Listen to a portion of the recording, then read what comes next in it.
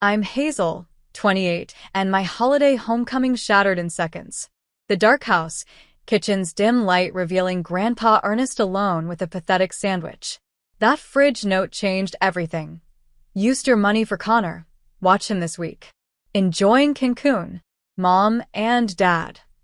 My $23,000 student loan savings gone. Grandpa's trembling hand touched mine. They'll regret this, sweetheart. I just smiled. 3 days later, they certainly did. Before I tell you what happened, where are you watching from? Hit subscribe and join me on this wild ride to justice. Financial responsibility became my shadow at 16 when Dad lost his job and Mom's part-time retail position barely covered groceries. While my friends shopped for prom dresses, I stocked shelves at Morgan's Grocery from 5 p.m. to midnight, then delivered newspapers before school. Not because anyone forced me, I simply recognized our sinking ship needed all hands bailing water. Connor was 11 then, too young to work but old enough to notice the tension. Mom shielded him, repeating her mantra. Connor's sensitive. He needs normalcy. So while I learned to budget and sacrifice, Connor continued his baseball leagues and gaming subscriptions. I didn't resent it then. He was just a kid. By 19, I'd saved enough for community college nursing prerequisites while working as a hospital orderly. Each month, I transferred $800 to what Mom called my future fund, an account she insisted on managing. Banks prey on young people, she'd warn. We'll keep it safe until you need it for something important. 4 years of transfers accumulated into $23,000, money earmarked for paying down my nursing school loans after graduation. Grandpa Ernest was my lifeline through those years. Mom's father, a retired mechanical engineer with calloused hands and limitless patience, taught me how to change oil, fix leaky faucets, and stand my ground. Backbone before wishbone, he'd say while helping with my homework at his kitchen table. When my parents were busy, their code for Dad's poker nights and Mom's wine club, Grandpa's modest ranch house became my sanctuary. Connor's path diverged drastically from mine. At 14, his teachers called about missing assignments. At 16, marijuana in his backpack. By 18, he'd been to 3 different high schools, each transfer following disciplinary issues my parents minimized as misunderstandings. Last Christmas, Connor didn't come downstairs until dinner was served, eyes bloodshot, mumbling responses. Mom filled his plate first, as always. He's just finding himself, she'd explain. College isn't for everyone. Meanwhile, Grandpa Ernest's health deteriorated. His hands developed tremors, early Parkinson's, the doctor said. My parents rarely visited him despite living 15 minutes away. When I mentioned helping him with house modifications during my brief visits home, Mom changed the subject. Did I tell you Connor might try community college next fall? My career flourished despite everything. Pediatric nursing suited my organized mind and nurturing instincts. Children responded to my calm efficiency, parents to my honest explanations. Last month, I was offered a leadership position at Portland Children's Hospital, a validation that nearly moved me to tears during the Zoom interview. 2 Christmases ago, I discovered Grandpa Ernest alone on December 25th, making a turkey sandwich. Mom said you were invited for dinner. I'd said, confused after driving straight from the airport to his house. They called this morning. Connor wasn't feeling well, so they postponed. He shrugged, but I caught the hurt behind his casual tone. We drove to my parents' house unannounced, finding the family, including a perfectly healthy Connor, watching a Christmas movie. Mom seemed annoyed by our arrival, muttering about not enough ham, while Dad awkwardly cleared space on the couch. That night, as Grandpa and I sat on his porch swing despite the December chill, he squeezed my hand. Someday, we'll both stand up for ourselves, Hazelnut. When it matters most. I nodded, but wondered what that moment would look like. Now, standing in my childhood kitchen, reading that callous note while Grandpa struggled to eat a dry sandwich with trembling hands, I understood completely. The moment had arrived. The note crumpled in my fist as reality crashed through my carefully constructed composure. 4 years of double shifts, skipped vacations, and ramen dinners, vaporized for Connor's latest crisis. My knees buckled, and I sank against the refrigerator, sliding down until I hit the linoleum floor. "They've gone too far," I whispered, tears blurring the kitchen lights. That money was for my student loans. I trusted them. Grandpa Ernest lowered himself painfully beside me, his arthritic knee popping in protest. His embrace felt frilier than I remembered, his once sturdy frame diminished. Still, his voice carried the same quiet strength. "Been eating sandwiches since Tuesday," he confessed. "Can't manage the stove anymore. Hands shake too much when I try to lift the pans." He flexed his fingers demonstratively, the tremor more pronounced than during my last visit. Didn't want to bother anyone. Wiping my eyes, I surveyed the kitchen through new, critical lenses. Unwashed dishes filled the sink. Mail cascaded across the counter, including several envelopes stamped "Final Notice." The refrigerator contained only condiments, processed cheese slices, and a nearly empty bread bag. No fresh food, no prepared meals for an elderly man with deteriorating motor skills. "Where's Connor?" I asked, suddenly remembering my supposed responsibility. Grandpa's expression tightened. "Haven't seen him since yesterday morning. Came by to borrow $20 in my car. Said he'd be back in a few hours." He checked his watch meaningfully. That was 30 hours ago. My attempt to call my parents produced the artificial cheerfulness of Verizon's voicemail system. Neither answered their phones, and their outgoing message provided no emergency contact. Just, "We're making memories in Cancun. Leave a message." Connor's bedroom offered disturbing clues about his current state. Alongside an expensive new gaming system and designer clothes with tags still attached, I found prescription bottles with labels torn off, razor blades on his nightstand, and a small digital scale. The basement reeked of marijuana, empty beer cans scattered around the couch where he presumably spent his time. The doorbell interrupted my inventory of neglect. Brenda Nelson from next door stood on the porch, concern etching her features beneath a practical gray bob. "Thank goodness you're here, Hazel," she said, hugging me tightly. "I've been worried sick about your grandfather." She lowered her voice. "And that brother of yours has been having some loud parties. 3 nights ago, I saw at least 15 cars parked up and down the street. Called your parents, but they said boys need to blow off steam." After Brenda left, I called my best friend Audrey, who listened as I unloaded the situation between sobs. "You need to check your credit report immediately," she advised, her legal background sharpening her tone. "If they accessed your student loan money, they might have taken other liberties with your financial information." The credit check revealed no additional damage, but the bank confirmed my worst fears: systematic withdrawals from my savings account over 6 months, culminating in a final transfer 3 days ago that emptied it completely.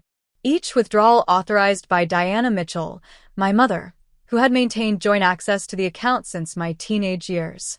As night fell, Grandpa Ernest and I sat at the kitchen table with the household's only food, peanut butter sandwiches and lukewarm tap water. "How will you manage your loans now?" he asked, concern deepening the lines around his eyes. I stared at my half-eaten sandwich. "I don't know. The deferment ends in February." "And Connor?" The question hung in the stale air. My irresponsible, troubled brother, enabled by parents who'd sacrificed my future to sustain his dysfunction. Where was he now? What state would he be in when we found him? As if sensing my thoughts, Grandpa Ernest covered my hand with his. Despite the tremor, his touch conveyed certainty. "We'll find him," he promised. "But this time, things will be different." I nodded, exhaustion and betrayal forming a leaden weight in my chest. Tomorrow would bring searching, confrontations, and difficult decisions. Tonight, I needed to ensure Grandpa Ernest had a proper meal and his medications. The pills, where were his pills? A frantic search revealed no prescription bottles, no medication organizer. Just another failure of care in a house full of them. "Connor," Grandpa sighed when I asked. "Said he'd pick up my refills yesterday. Never came back with them either." I glanced at the clock. 11:42 p.m. Too late for pharmacies, too late for solutions. The weight of responsibility settled across my shoulders as I helped Grandpa Ernest to the guest room, his dignified independence warring with physical limitations. "I'm sorry," I whispered as he settled against the pillows. His weathered hand patted mine. "Not your burden to carry, Hazelnut." But as I closed his door and faced the silent, neglected house, I knew differently. It was absolutely my burden now, one I would transform into purpose. Morning sunlight filtered through dusty blinds, highlighting years of neglect in my childhood home. Cobwebs adorned ceiling corners. Water stains marked the living room ceiling. The banister wobbled when I descended the stairs. Physical manifestations of emotional patterns, problems ignored until they became crises, then inadequately patched without addressing root causes. Grandpa Ernest sat at the kitchen table with an old photo album, his coffee untouched. His fingers traced a faded image, my mother as a teenager, scowling beside her jubilant younger brother, Uncle James. "History repeats," he murmured as I joined him. "Diana always resented James getting special treatment. Now she's creating the same dynamic with her own children." The album contained visual evidence of our family's dysfunction. My 5th birthday, Connor, barely a toddler, unwrapping my presents while I watched from the background. My high school graduation. Parents flanking Connor in the foreground while I stood slightly apart in my valedictorian regalia. Last Christmas, Connor sprawled center couch, surrounded by expensive gifts, while my modest sweater and bookstore gift card sat nearly forgotten on the side table. I never wanted to see the pattern, I admitted, flipping through memories reframed by yesterday's betrayal. I told myself they were protecting him because he struggled more than I did. Grandpa Ernest closed the album gently. Protection becomes prison when it prevents growth. Connor never developed resilience because they shielded him from consequences. My phone chimed with a bank notification, scheduled student loan payment due in 30 days.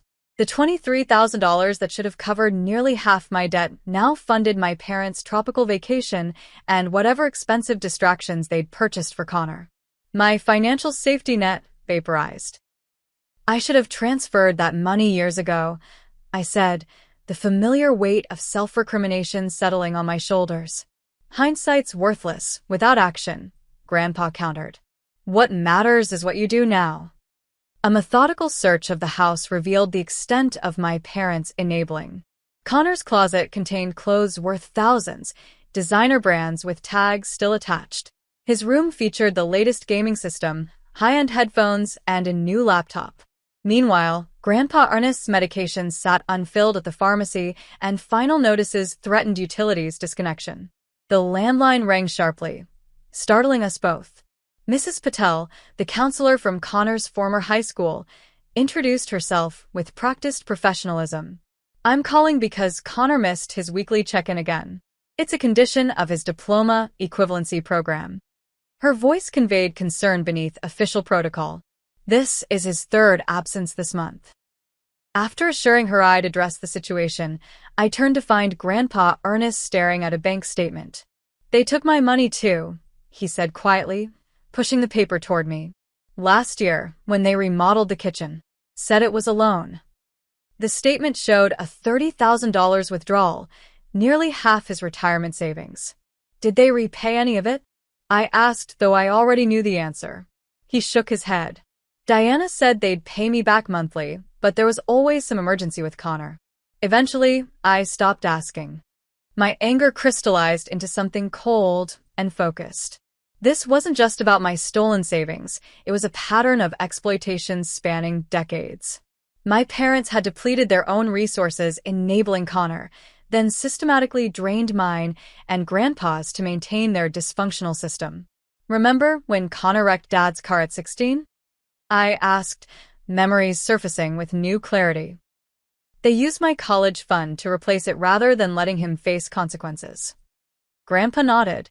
"And your senior year, when they borrowed your graduation money to pay for Connor's 3rd stint in that wilderness therapy program, which he left after 2 days. Because Diana couldn't bear him being upset with her."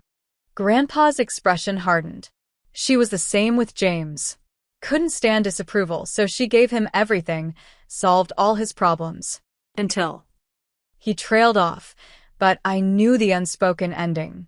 Until Uncle James died of an overdose at 23, the cautionary family tale referenced in hushed tones, the tragedy that should have been a lesson rather than a pattern to repeat. As morning stretched into afternoon with no sign of Connor, we pieced together our family's financial autopsy. Beyond my vanished savings and Grandpa's loan, we discovered my parents had remortgaged the house twice, maxed out multiple credit cards, and taken payday loans at exorbitant interest rates, all to fund Connor's escalating needs and their own inability to face reality. We can't solve this for them, I realized aloud. Any money we give them now will disappear into the same black hole. Grandpa's weathered hand covered mine. Some lessons can only be learned through consequences. The doorbell interrupted our grim accounting. Through the peephole, I recognized Nathan West, Connor's friend since middle school, nervously shifting on the porch. Mrs. Mitchell asked me to feed the fish while they're gone, he explained, clearly surprised to see me. We don't have fish, I almost said, before understanding dawned. Nathan was my brother's drug dealer, had been for years, operating under this transparent pretense. Connor's not here, I said coolly. And he won't be buying anything else from you. Ever. Nathan's facade dropped instantly. He owes me $800. Your parents said they'd leave it. The pieces aligned with sickening clarity.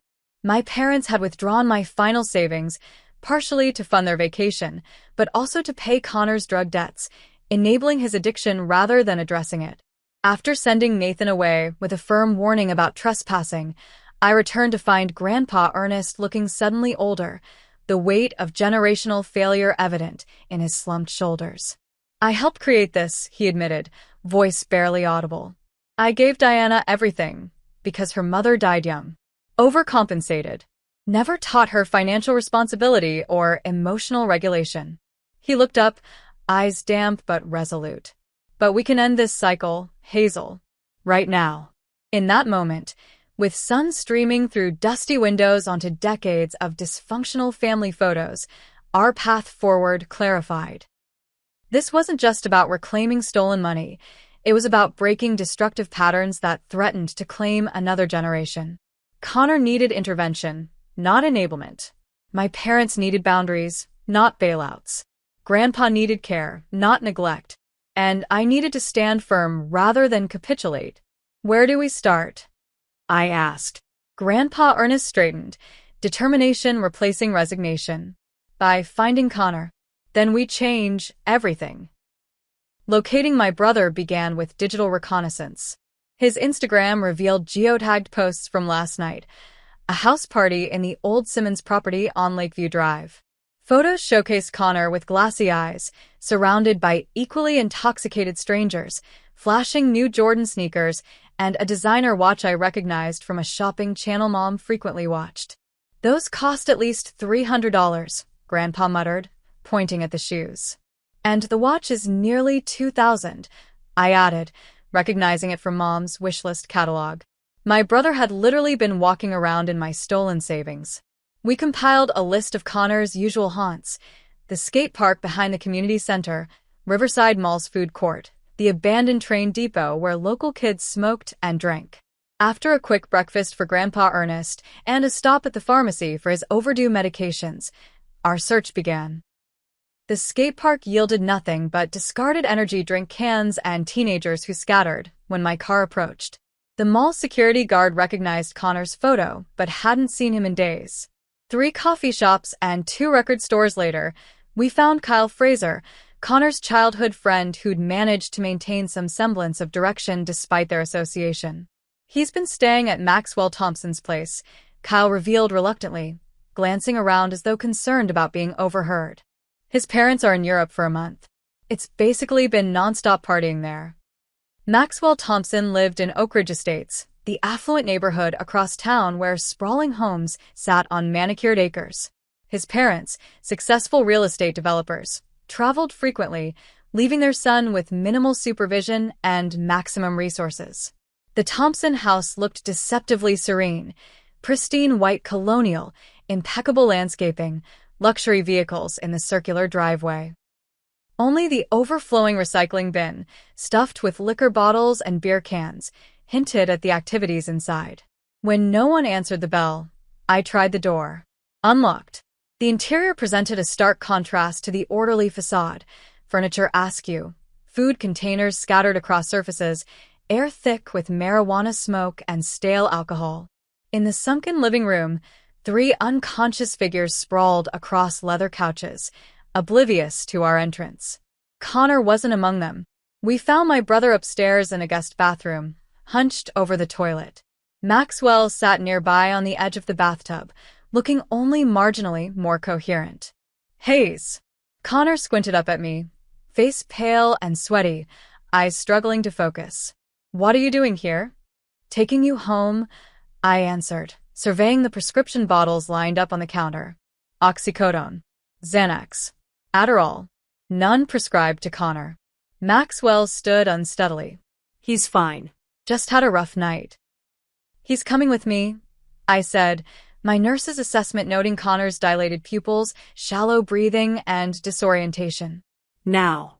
My brother protested weakly as Grandpa and I guided him downstairs, but lacked the coordination to resist effectively. The drive home passed in tense silence, punctuated only by Connor's occasional groans from the back seat. At home, I settled him with water, ibuprofen, and plain toast, ignoring his complaints about brightness and noise. Once he'd showered and changed into clean clothes, we convened at the kitchen table for the conversation I'd rehearsed mentally all morning. Where's my car? Grandpa asked, voice firm despite his fatigue. Connor stared at his untouched toast. At Max's. I think. Maybe at Riverfront Park? I don't remember. And my medications? The ones you were supposed to pick up? A sullen shrug. Forgot. I placed the empty savings account statement before him. Do you know what this is? His bloodshot eyes barely focused on the paper. Mom said you wanted to help me. I never agreed to give you $23,000, Connor. You don't understand, he muttered, defensiveness rising. I had debts. People were threatening me. Because of your choices, I countered, maintaining calm despite my simmering anger. Choices Mom and Dad keep enabling instead of helping you address the actual problem. His face flushed. What problem? That I'm not perfect like you? That I don't want to spend my life playing by everyone else's rules? The problem is that you're destroying yourself while our parents fund the destruction, I said evenly. And now they've spent my student loan money on your drug habit and their vacation. It's not a habit, he snapped reflexively. I can stop whenever I want. Grandpa Ernest, who had remained silent, finally spoke. When's the last time you went 24 hours without something in your system, Connor? My brother's gaze dropped to the table. His silence provided the answer. You're killing yourself, Grandpa continued gently, just like James did. Connor flinched at the mention of our uncle, the family cautionary tale. I'm nothing like him. I have everything under control. Is that why you owe drug dealers money? Why you're failing your GED program? Why you've stolen from people who love you? My voice cracked despite my efforts to remain clinical. This isn't control, Connor. It's free fall.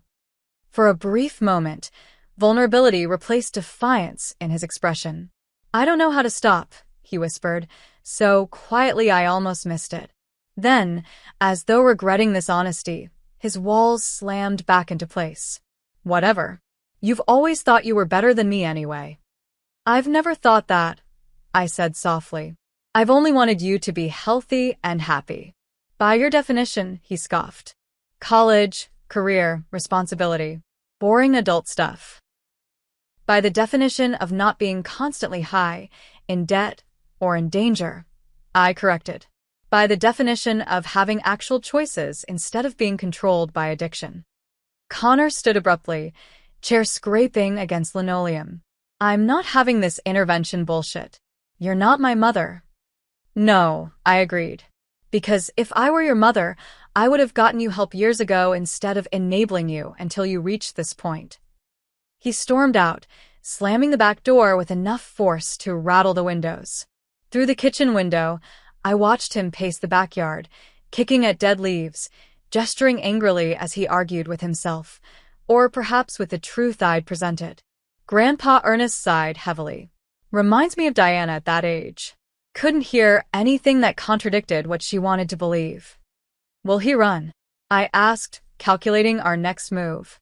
Eventually, Grandpa nodded. But he has nowhere to go. No money, no car. And he knows Max's parents return tomorrow. Sure enough, 20 minutes later, Connor slunk back inside, equal parts defiant and defeated. He raided the refrigerator, then slumped at the table with a string cheese and stale crackers, the house's meager offerings. So what now? He asked, avoiding eye contact. You're going to lock me up in some rehab center? Tell Mom and Dad I'm the family disappointment. I studied my brother, really looked at him, perhaps for the first time in years.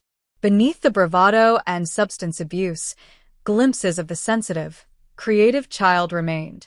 The boy who built elaborate Lego worlds, who cried when we found an injured bird, who drew comic strips about a superhero, who could fix broken things.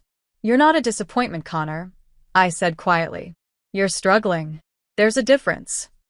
He picked at the crackers, walls temporarily lowered by hunger and the aftereffects of whatever substances still lingered in his system. It wasn't supposed to be your money, he admitted finally. Mom said they'd pay you back before you even noticed it was gone. The familiar justification pattern, temporary solutions, perpetual problems. Always borrowing from tomorrow to fund today's dysfunction. And the other times? I asked. My graduation money? College fund? Christmas bonuses? His gaze remained fixed on the table. They always said it was just temporary. That once Dad's business took off, or Mom's promotion came through, or their investment matured. He trailed off, perhaps hearing the hollow excuses for the first time himself. Connor, Grandpa interjected gently. Do you want to keep living like this? My brother's facade cracked. For just a moment, beneath the defensive anger and practiced indifference, naked fear surfaced. I don't know how to live any other way, he whispered. That vulnerable confession, so honest it seemed wrenched from somewhere Connor rarely accessed, created the first genuine connection between us in years. Not siblings divided by parental favoritism, not responsible sister versus troubled brother, but simply two people acknowledging a painful truth. Before we could explore this opening further, Connor's phone chimed. He checked it reflexively, shoulders tensing at whatever he saw. I need to go, he said, mask sliding back into place. Just for a couple hours. There's something I need to handle. Your dealer? I guessed, noticing his nervous fidgeting. He avoided my gaze. It's not what you think. Then explain it, I challenged. Because from where I'm sitting, it looks exactly like what I think. Connor's expression hardened. You don't know anything about my life. I know you're killing yourself, I replied evenly. And I know our parents are funding it. Whatever. He stood, defensive barriers fully restored. I'm going out. You can't stop me. Technically, he was right. At 19, Connor was legally an adult. I couldn't physically restrain him or legally commit him without clear evidence he presented an immediate danger. Prevention required his cooperation, or at minimum, his presence. Actually, Grandpa Ernest interjected, voice firm despite his frailty, you're not going anywhere until you return my car and house keys. Connor's posture stiffened. Or what? You'll call the cops on me? Your own grandson. If necessary, Grandpa confirmed without hesitation. Theft is theft, Connor, even from family. The standoff stretched, tension crackling between my defiant brother and my surprisingly resolute grandfather. Finally, Connor broke eye contact, fishing keys from his pocket and tossing them carelessly onto the table. Happy now? I'm still leaving. Without transportation or money? I asked. To do what, exactly? He glared but offered no answer. Stay, I said, softening my approach. Have dinner with us. Sleep in a real bed. Tomorrow, we'll figure out next steps together. The mention of food, perhaps the reminder of basic comforts, seemed to deflate his immediate resistance. Connor hadn't eaten properly in days, based on his gone appearance. One night, he conceded grudgingly. But I'm not promising anything else. It wasn't a breakthrough, merely a temporary ceasefire. But as we assembled sandwiches from the groceries I'd purchased that morning, I recognized the opportunity presented by his presence. We needed Connor to formulate our plan, not just to protect him, but to ensure our strategy addressed the full scope of our parents' dysfunctional system. The first step toward change had been taken, shaky and reluctant though it was. Whether it would lead to genuine transformation or collapse back into familiar patterns remained to be seen. But watching Connor devour his sandwich, I glimpsed momentary clarity in his eyes, the faintest recognition that his current path led nowhere worth going. It wasn't much, but it was something. A starting point. After Connor fell into exhausted sleep, his body finally surrendering to days of abuse and neglect, Grandpa Ernest and I convened in the kitchen. Midnight approached as we spread documents across the table. Bank statements, property records, medical reports, and hastily scribbled notes. "We need legal advice," I said, reviewing the systematic draining of my savings. "This goes beyond family disagreement into financial abuse." Grandpa nodded grimly. "The house is still in my name. Never transferred it after your grandmother died, though Diana's been pressuring me for years." This revelation sparked a potential strategy. My hand hovered over my phone, calculating time zones. "I'm calling Rachel." Rachel Goldstein, my college roommate turned corporate attorney, answered despite the late hour. Her analytical mind quickly grasped our situation. "Document everything," she advised, professionalism overriding sleepiness. "Bank records, text messages, emails. Anything proving they took your money without proper authorization. Same for your grandfather's finances." Her voice sharpened. "And Hazel, get power of attorney for your grandfather immediately. If your parents realize you're pushing back, they might try to claim he's incompetent."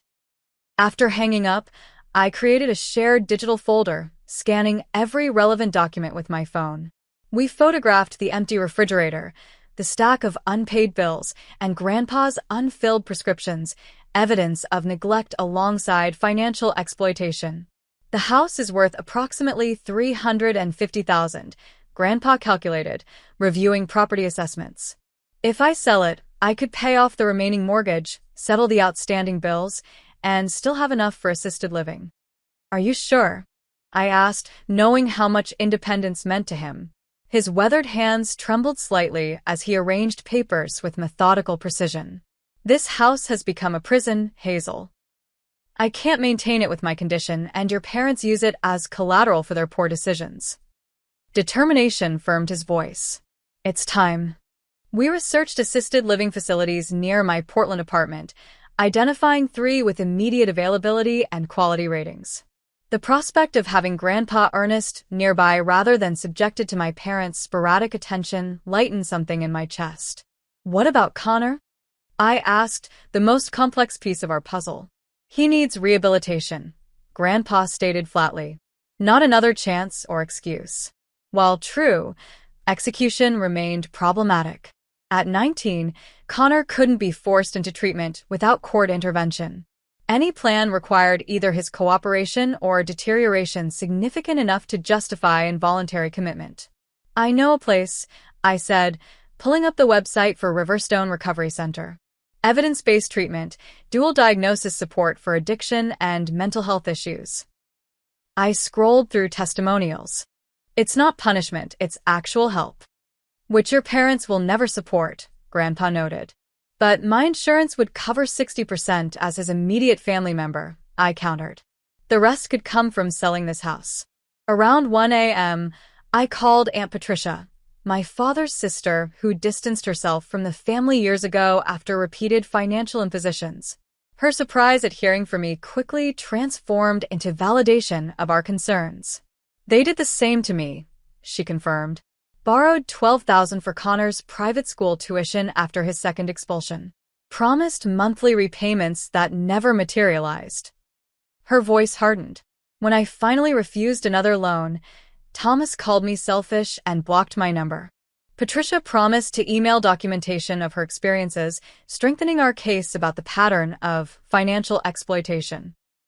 She also offered her guest room if needed during the confrontation we knew was coming. Have you considered a restraining order? She asked before hanging up. Diana can become volatile when challenged. The question lingered as I prepared a makeshift bed on the couch. Sleep eluded me, my mind calculating potential scenarios and counter-strategies. By dawn, I'd outlined a comprehensive approach. 1. Secure Grandpa Ernest's assets and health immediately.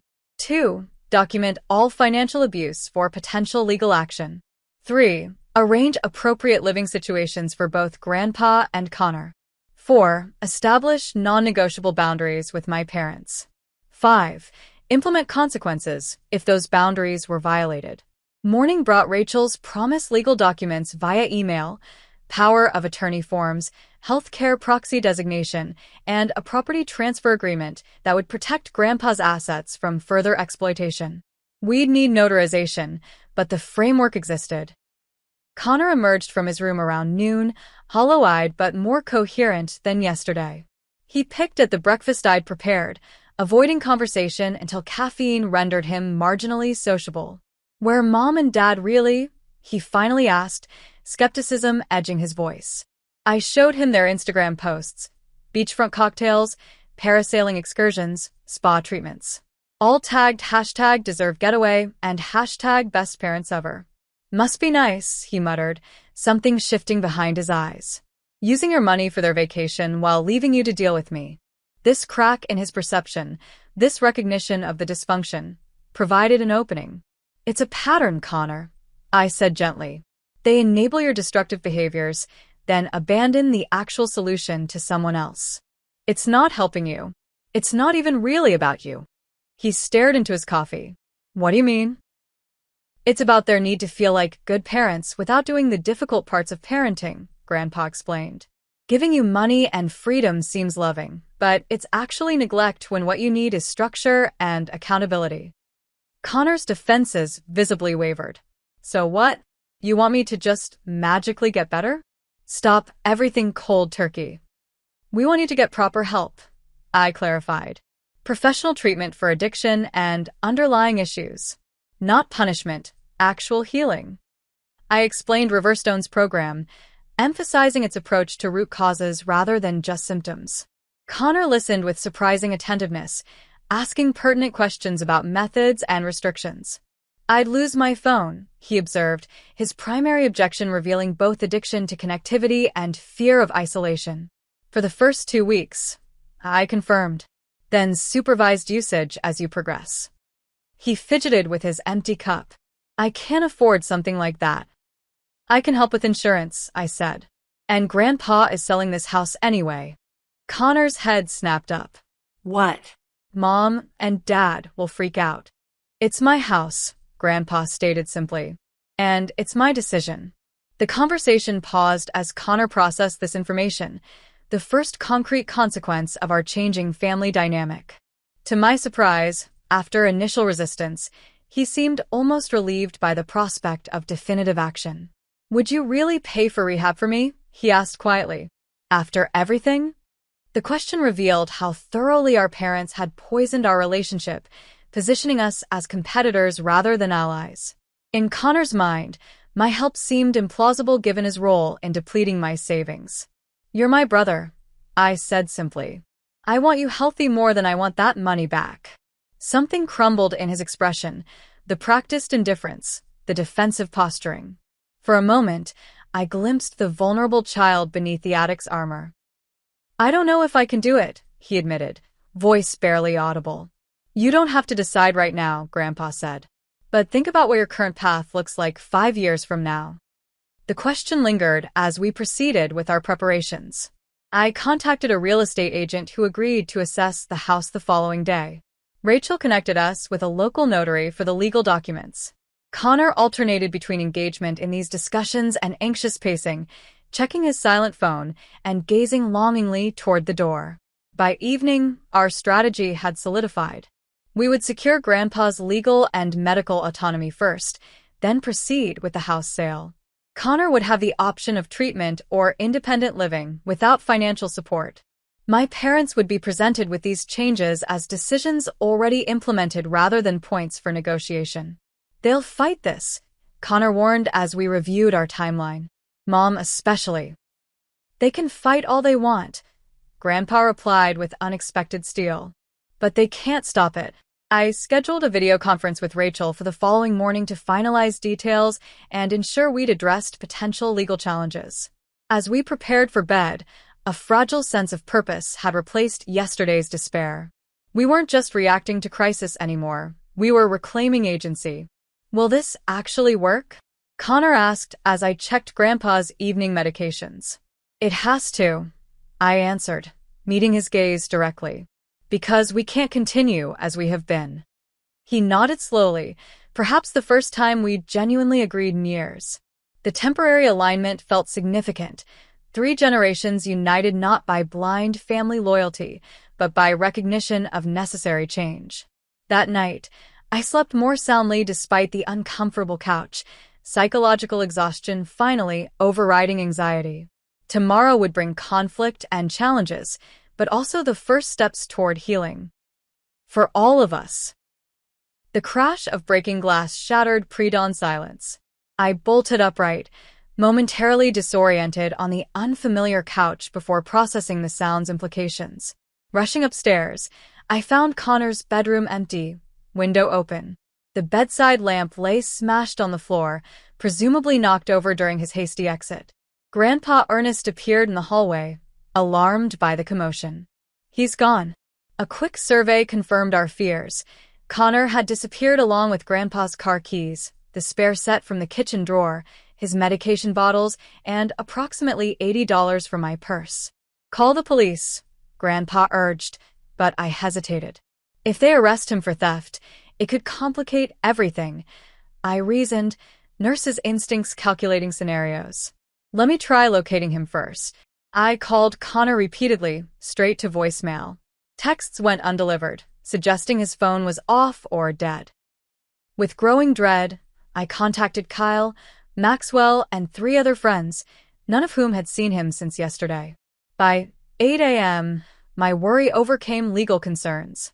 I reported Grandpa's car stolen but specified the driver as a family member in potential medical distress rather than a criminal. The officer documented the silver Toyota's information without promising immediate action for what she clearly viewed as a family dispute. Call hospitals, Grandpa suggested, giving voice to my unspoken fear.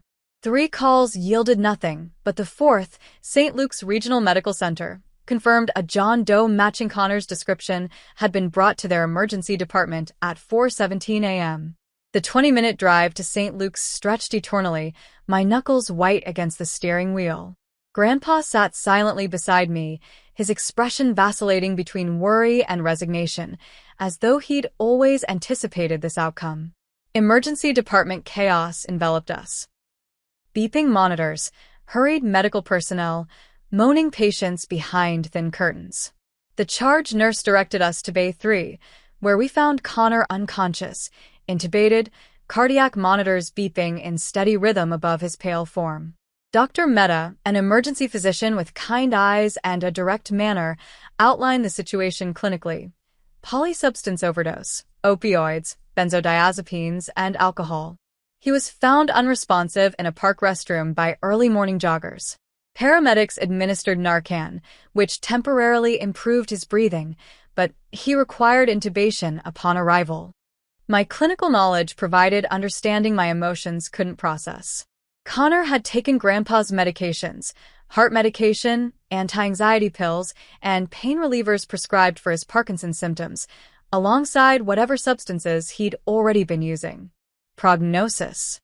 I managed, nurse mode engaging as protective armor. Cautiously optimistic, Dr. Mehta replied. His liver function is concerning, but he's young and otherwise healthy. We're transferring him to ICU shortly for continued monitoring and ventilator support. After providing insurance information and confirming my status as next of kin, I settled Grandpa Ernest in the vinyl waiting room chair, his complexion alarmingly gray beneath fluorescent lights. This isn't your fault, I assured him, noting his trembling had intensified. Did you take your morning medications? He shook his head. Connor took them all. Another crisis atop existing ones. I located the hospital pharmacy, explained our situation to the sympathetic pharmacist, and obtained emergency replacements for Grandpa's essential medications.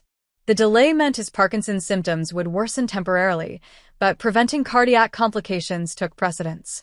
While waiting for Connor's transfer to ICU, I attempted calling my parents again. Their phones remained off, voicemails full. My final message conveyed unmistakable urgency. Connor is in intensive care at St. Luke's following an overdose. He may not survive. A call immediately. Hours crawled by without response. Grandpa dozed fitfully in the uncomfortable chair while I maintained vigil beside Connor's bed, watching mechanical breaths inflate his chest in rhythmic intervention between life and death.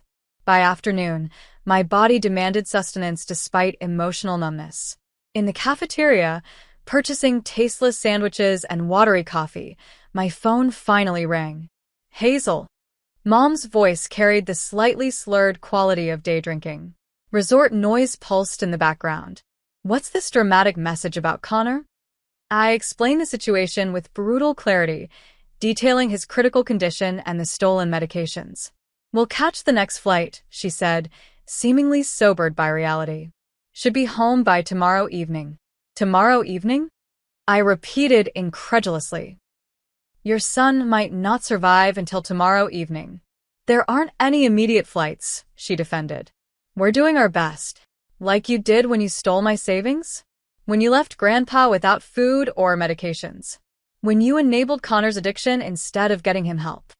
My voice rose despite the public setting, years of suppressed confrontation finally breaking through. We'll discuss that when we get home, she deflected. Just take care of Connor until then.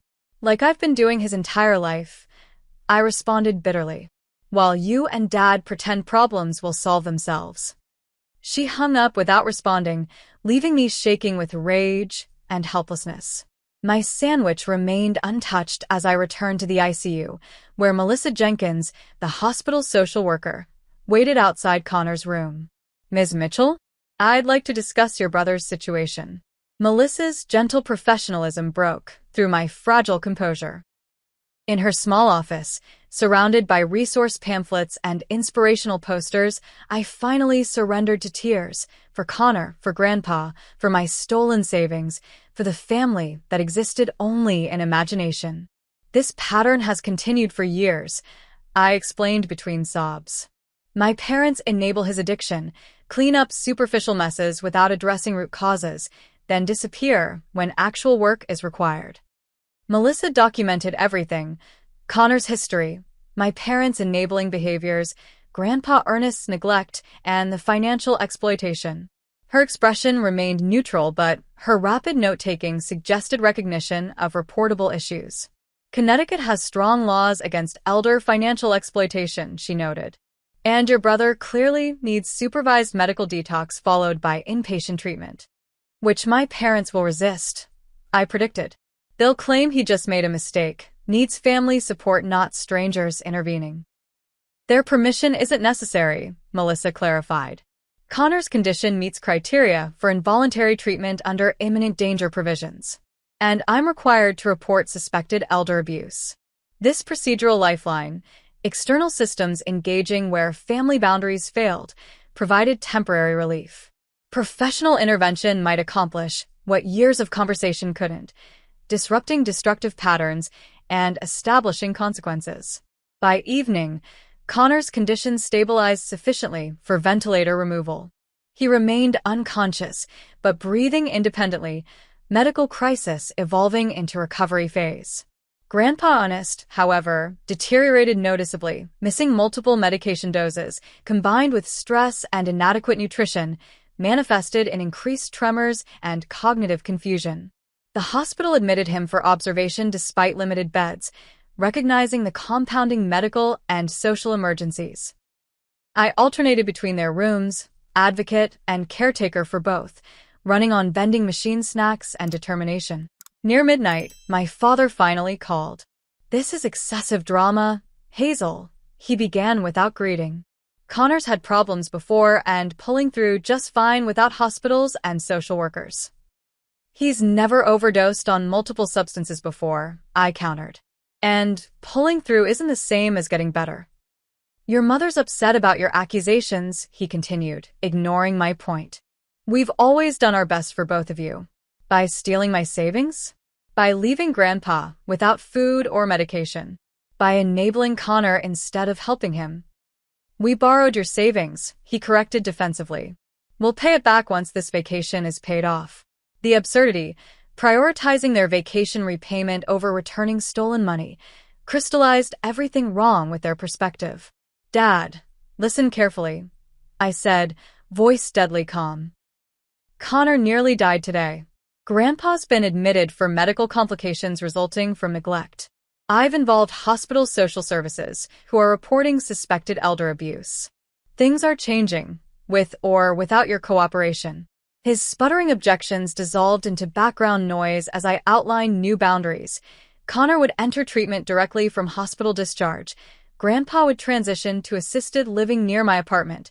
Their access to financial information would be permanently revoked. You can't make these decisions, he protested. I already have, I replied, ending the call as he escalated to threats. Hours later, Connor finally regained consciousness, disoriented and distressed by unfamiliar surroundings. I explained his situation with compassionate directness, watching comprehension and shame war across his features. Am I in trouble? He whispered hoarsely, voice damaged from intubation. With the law? No. With your health and future? Absolutely. I held his gaze steadily. This isn't sustainable, Connor. You nearly died. His cracked lips trembled. I didn't mean to. I just wanted to stop feeling for a while. I know, I acknowledged, recognizing the desperation behind his actions. But this can't continue. For the first time in our adult relationship, Connor didn't argue or deflect. Perhaps proximity to death had stripped away pretense, or perhaps withdrawal began clearing mental fog. Whatever the cause, he simply nodded, tears tracking silently down hollow cheeks. What happens now? He asked. Treatment, I answered without hesitation. Real treatment, not another half measure or temporary solution. Mom and Dad won't let me. Mom and Dad don't get to decide anymore, I said firmly. This is between you and living. His fingers weakly sought mine atop the hospital blanket, the first voluntary physical contact between us in years. The gesture, so small yet significant, communicated what words couldn't. Acknowledgement, agreement, surrender to necessary change. By morning, both Connor and Grandpa stabilized medically, though each faced long recovery. I coordinated with Melissa regarding treatment options, insurance coverage, and transitional care, operating on determination despite physical exhaustion. When my phone rang again, I expected more parental resistance. Instead, Whitney Thompson, my nursing supervisor from Portland, responded to my emergency leave request. Take whatever time you need, she assured me. Family medical emergencies qualify for protected leave. Your position will be waiting when you return. This professional grace, such stark contrast to my parents' abdication of responsibility, triggered unexpected tears. Thank you, I managed. Things are complicated here. Family crises usually are, Whitney replied with knowing kindness. Remember your own oxygen mask, Hazel. You can't help them if you collapse. Her reminder punctured my adrenaline-fueled functionality. I'd been operating continuously for nearly 48 hours, managing multiple medical crises while processing emotional and financial trauma. My body screamed for rest even as my mind calculated next steps. In Connor's room, I found him awake, watching morning sunlight filter through Venetian blinds. His expression carried something I hadn't seen in years: clarity. I remember now, he said quietly as I checked his 4 lines.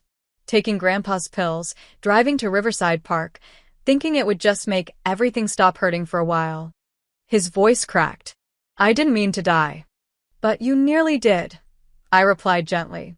And that's why things have to change. He nodded, unexpected tears spilling. I'm scared, Hayes.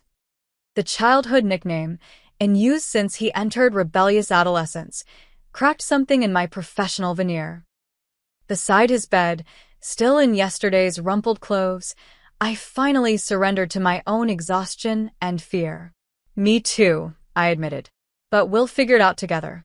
In that sterile hospital room, surrounded by medical equipment and uncertainty, the first fragile foundation of a new relationship formed between us, not the enabling codependence our parents had modeled, but something potentially healthier. Two adults acknowledging fear while committing to necessary change. Whatever came next, whatever storm awaited when our parents finally arrived, this moment of genuine connection provided something to build upon. Not fixing or enabling, but witnessing and supporting. The distinction made all the difference. The distinctive click of designer heels against hospital linoleum announced my mother's arrival before she appeared. Diana Mitchell swept into the ICU waiting area in resort wear, flowered sundress, straw hat, tan shoulders, incongruously festive amid medical crisis. My father Thomas followed, perpetually in her wake, his golf polo and khaki shorts similarly out of place. "Where is he?" she demanded without greeting, as though Connor's location constituted my first failure. "Room 427, I answered calmly. "The doctor's with him now." "And you let this happen?" she accused, gesturing vaguely. "Left in charge for 3 days, and he ends up hospitalized." The injustice of her framing, her abdication recast as my negligence, ignited carefully banked anger. Before I could respond, Grandpa Ernest emerged from the elevator, using a hospital-issued walker, his discharge paperwork clutched in trembling hands. "Diana," he acknowledged his daughter flatly. "Quite a homecoming." My mother's attention pivoted, cataloging her father's condition with visible dismay. "Daddy, what happened to you? Why are you in a hospital gown?" "Complications from mismedications," he replied evenly. "The ones Connor took before overdosing." "This is ridiculous," my father interjected. "Everyone's overreacting. Connor made a mistake." "A mistake that nearly killed him," I interrupted. "And exposed years of enabling that's destroying him." Hospital security officer Jenkins appeared, responding to escalating voices. "Everything all right here, folks?" My mother's public facade instantly replaced raw emotion, sweet smile, modulated voice. "Just a concerned family, officer. Our son is recovering upstairs." "Perhaps this conversation should continue somewhere private," he suggested pointedly. The hospital chapel provided neutral territory, empty at mid-morning on a Wednesday, its interfaith symbols watching our family implode beneath stained glass. I positioned myself protectively beside Grandpa Ernest, noting his increased tremor and fatigue. "You stole my savings," I stated without preamble once the door closed behind us. $23,000 I'd been saving for student loans. "Borrowed," my mother corrected reflexively. "It was an emergency." "Your Cancun vacation was an emergency?" She flushed beneath her tan. "Connor needed help with some financial situations. And we deserved a break after everything we've dealt with." "While leaving your father without food or medication," I continued. "While expecting me to manage the crisis you created." "He could have called us if there's a problem," my father deflected. Grandpa Ernest's quiet voice cut through parental justifications. "I did call. 6 times. You didn't answer." My mother's expression hardened. "This ambush is inappropriate. Connor needs family support, not accusations and drama." "Connor needs professional treatment for addiction," I corrected.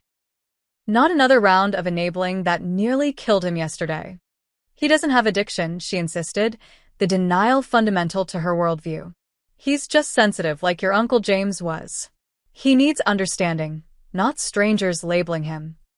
The comparison, invoking her brother who died from overdose as justification for enabling Connor's identical path, highlighted her psychological blindness. History wasn't cautionary tale but rationale for repetition. "Mrs. Mitchell?" Dr. Mehta appeared at the chapel door. "Your son is asking for you." My mother seized this interruption as escape, hurrying toward Connor's room with my father trailing behind.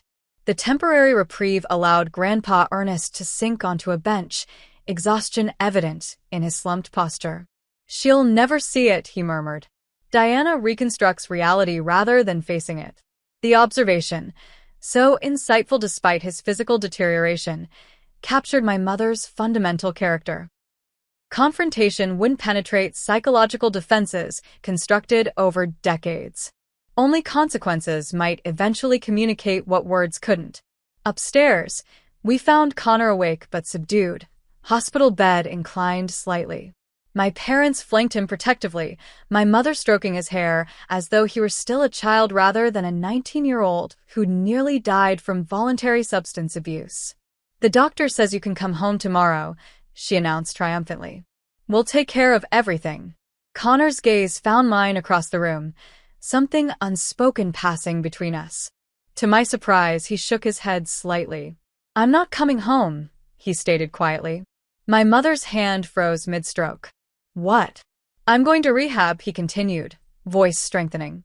"The Riverstone program Hazel found. I already talked to the admissions coordinator." "That's unnecessary," my father dismissed. "You made a mistake. Learned your lesson. Moving forward." "I'm an addict, Dad," Connor interrupted, the admission visibly costing him. "Have been for years. Pills, mostly, but whatever works when those aren't available." His hands twisted nervously in the blanket. "I need actual help, not another chance to pretend everything's fine." My mother's expression cycled rapidly through disbelief, anger, and calculated recalibration. "If you really feel that way, we'll find somewhere appropriate. A private facility with." "Riverstone has an opening tomorrow," Connor interjected. "They take my insurance with Hazel as guarantor." "We're your parents," my mother snapped. "We make these decisions." "I'm 19, he reminded her. "Legally, I decide. And I've decided." The assertion of autonomy, so foreign to our family's dynamic, momentarily silenced parental objections. Connor, perpetually positioned as incapable, had claimed agency precisely when they sought to remove it. Grandpa Ernest seized the opening. "While we're discussing changes, I'm selling the house." "What?" My father's attention whiplashed between emerging rebellions. "You can't. It's my house," Grandpa stated flatly. "I've already contacted Robertson Realty. They're listing it next week." "Where will you live?" my mother demanded, strategy shifting from denial to practical obstruction. "Parkview Assisted Living in Portland," he replied. "Near Hazel's apartment. I've toured it virtually and submitted application paperwork." "This is absurd," my father blustered. "You're being manipulated, both of you. Hazel's turned you against us because she's jealous of Connor getting attention." The accusation, so wildly disconnected from reality, might have wounded me previously. Now it merely confirmed the dysfunction I'd recognized too late. "Actually," interjected Whitney Thompson, my nursing supervisor who'd arrived unnoticed during the confrontation, "I've been documenting concerning behaviors since I arrived." She held up her phone, including accusations against a healthcare worker advocating for vulnerable family members. My mother's public persona instantly re-engaged, pleasant smile, modulated voice. "I'm sorry, who are you?" "Whitney Thompson, pediatric nursing supervisor at Portland Children's Hospital," she introduced herself crisply. "I came to support my colleague during family medical crisis. What I've witnessed raises significant concerns about elder neglect and enabling behaviors."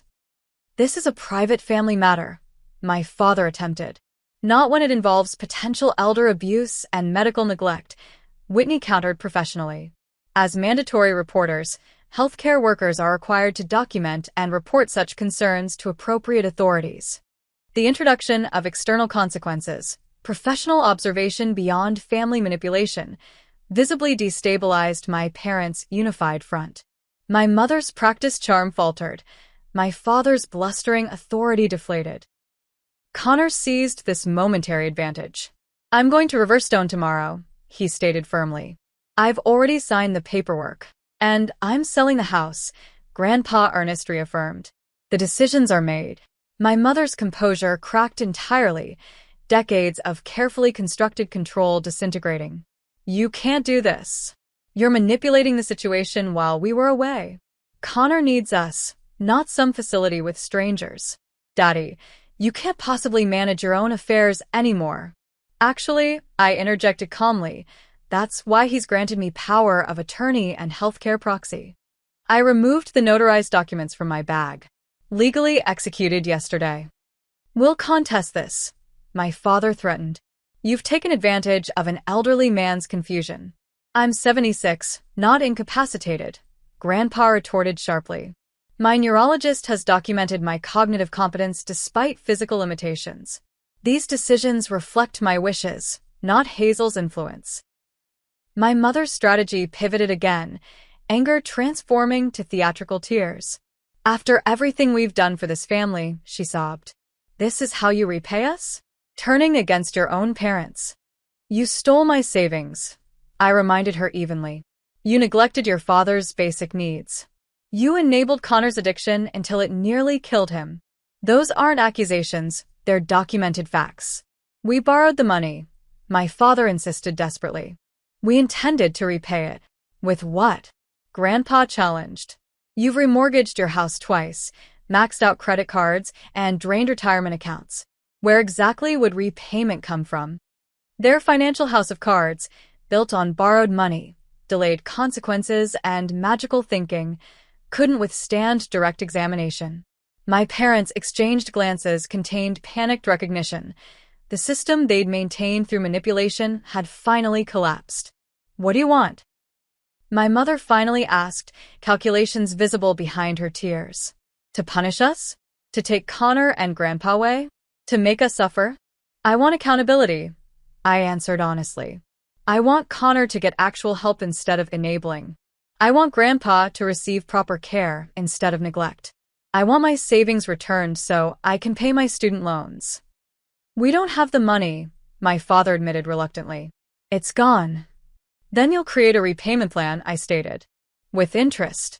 Documented legally. Or what? My mother challenged, desperation edging her voice. Or I'll file police reports for financial exploitation and elder neglect, I replied calmly. The documentation exists. The witnesses exist.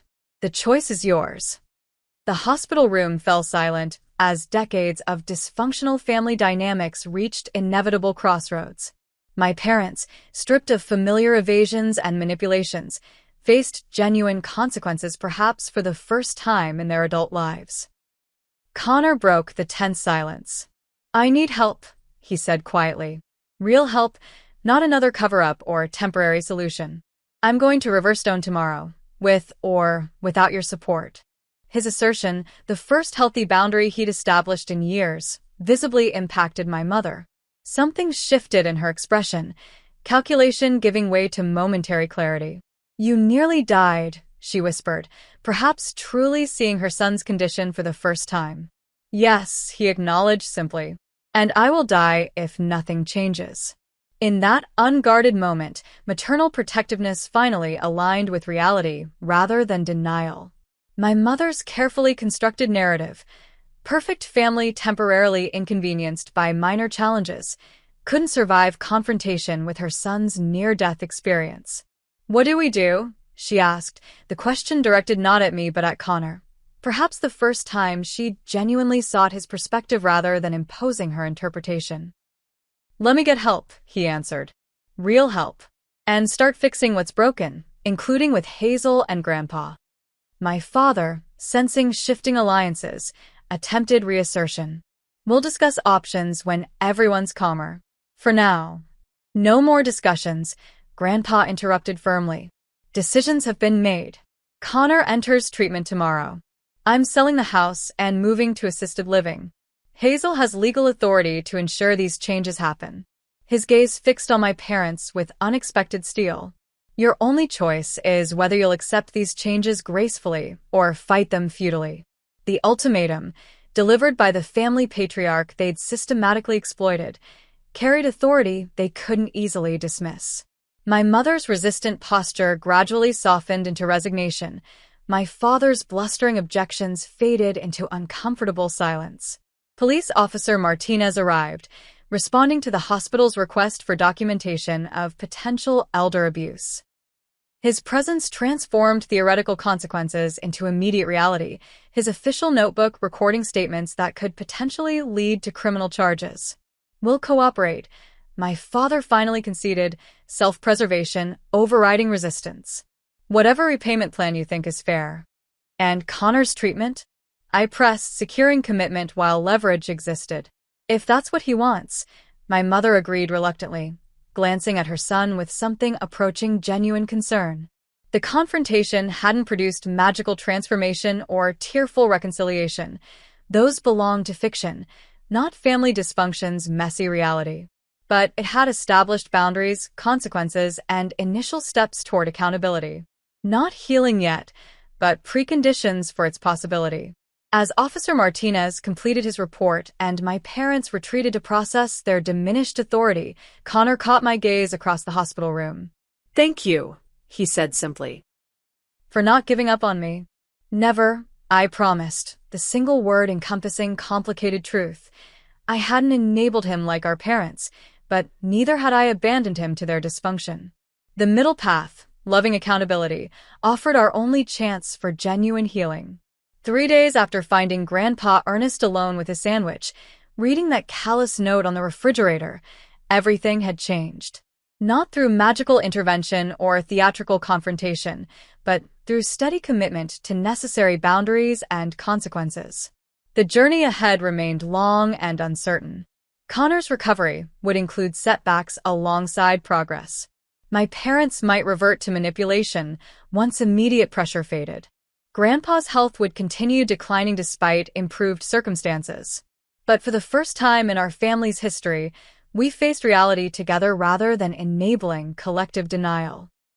The foundation, however fragile, had been established for something healthier to build upon. That night, as Grandpa Ernest slept soundly in his hospital room and Connor prepared mentally for tomorrow's treatment admission, I finally allowed myself genuine rest. Not because problems were solved, but because appropriate boundaries meant I no longer carried everyone's burdens alone. Sometimes, standing firm creates space for others to finally stand on their own. Have you ever had to set difficult boundaries with family members? I'd love to hear your experiences in the comments below.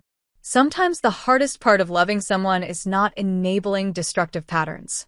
If this story resonated with you, please like and subscribe for more authentic conversations about family dynamics. Remember that healing is rarely linear, but with courage and boundaries, it's always possible. Thank you for joining me on this journey, and I wish you strength in your own path toward healthier relationships.